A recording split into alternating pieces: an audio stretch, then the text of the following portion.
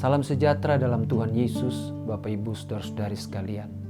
Kalau Bapak Ibu mengikuti apa yang saya bahas dalam jurnal-jurnal sebelumnya, saya mengangkat dari teks yang sama, Yohanes pasal 8. Dan hari ini saya akan tetap mengangkat dari teks yang sama, Yohanes pasal 8, berpusat pada ayat yang keempat. Lalu berkata kepada Yesus, "Rabi, perempuan ini tertangkap basah ketika ia sedang berbuat zina." Ada orang yang datang melaporkan pada Yesus lalu membawa barang bukti, yakni perempuan itu. Mereka melaporkan bahwa perempuan ini tertangkap basah waktu sedang berbuat zina. Tentu kalau Bapak Ibu coba berimajinasi, bagaimana mungkin orang melakukan sebuah perbuatan yang tidak senonoh di depan umum? Pasti dia melakukannya di tempat yang tersembunyi. Tapi bagaimana mungkin juga sesuatu yang dilakukan di tempat tersembunyi, lalu banyak orang bisa mengetahui itu?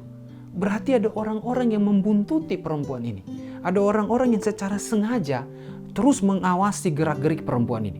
Sehingga akhirnya mereka menemukan bahwa perempuan ini melakukan perzinahan itu. Teks ini mau memberitahukan pada kita begini. Jangan jadi orang yang suka mengamat-amati atau membuntuti gerak-gerik orang lain. Mungkin benar mereka mengamati perempuan ini dan mendapati bahwa dia berbuat zina.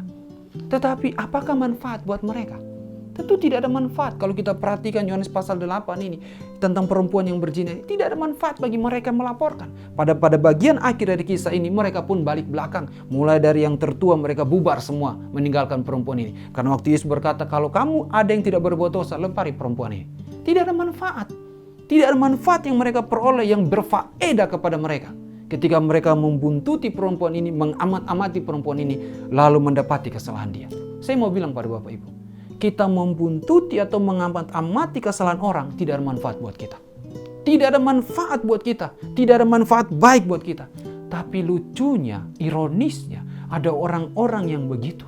Ada orang-orang yang kerjaannya mengamat-amati kesalahan orang, mengamat-amati kekurangan orang, membuntuti gerak-gerik orang, lalu menemukan ada kesalahan-kesalahan itu, lalu dia menjadikan itu sebagai konsumsi publik.